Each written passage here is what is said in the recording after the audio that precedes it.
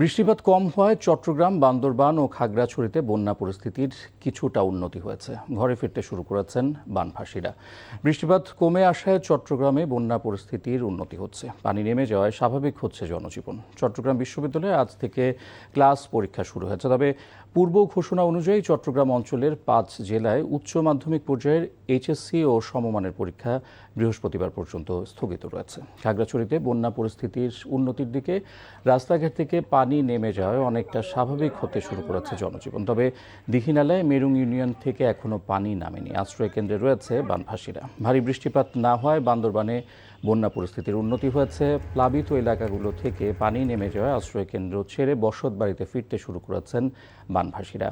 বান্দরবানের সঙ্গে চট্টগ্রাম সহ সারা দেশের সড়ক যোগাযোগ পুনরায় চালু হয়েছে। তবে রাঙামাটি বাঙ্গালহালিয়া সড়ক যোগাযোগ এখনও বন্ধ রয়েছে। জেলার অন্যতম সাঙ্গু ও মাতামুহুরী নদীর পানি এখনও বিপদসীমার ওপর দিয়ে প্রবাহিত হচ্ছে।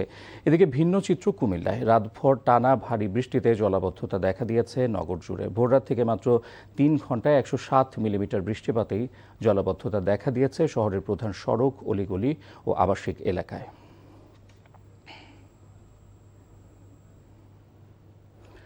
বন্দরনগরী চট্টগ্রামের জলাবদ্ধতা ও বন্যা পরিস্থিতির খবর জানাতে সেখান থেকে যুক্ত হচ্ছেন সহকর্মী আরিস আহমেদ। আরিস, বন্যা পরিস্থিতির আজকের চিত্র কেমন দেখছেন?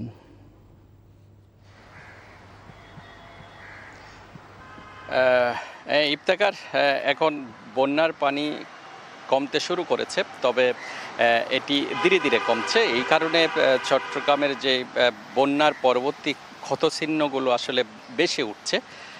আপনি দেখছেন যে পাহাড়ের পাদদেশে যেমন গাছগুলো ঢেলে পড়ছে, আবার অনেক জায়গায় বাড়িঘরও যে বেসে গেছে, সেগুলো ক্ষতচিহ্নের কারণে অনেক মানুষ উঠতে পারছে না। নিম্নাঞ্চলের এলাকাগুলো আসলে অনেক এলাকা এখনও পানিবন্দী হয়ে আছে। বেশিরভাগ যে চট্টগ্রামের সাতকানিয়া এবং বাঁশখালীতে এখনও নিম্নাঞ্চলগুলোতে এখনও পানি আছে।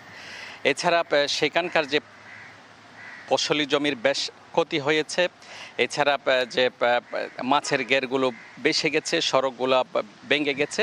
এই পর্যন্ত আমরা গতকাল পর্যন্ত যেই তথ্য পেয়েছি, রাত পর্যন্ত সেখানে প্রায় 13 জন চট্টগ্রামে পাহাড়ধস পানিতে পড়ে এবং বিদ্যুৎপৃষ্ট হয়ে এ পর্যন্ত 13 জনের প্রাণহানি হয়েছে। যদি চট্টগ্রামের বিভাগে এই প্রাণহানির সংখ্যা প্রায় অর্ধশতাধিক। এছাড়া চট্টগ্রামের যে বিভিন্ন শহর থেকে যে পানিগুলো পড়ে গেছে কমে গেছে, তবে নিম্নাঞ্চলগুলো এখন অনেক জায়গায় পানি আছে। ইফতেখারই ছিল এখানকার। চট্টগ্রাম থেকে জানছিলাম বন্যা পরিস্থিতির খবর।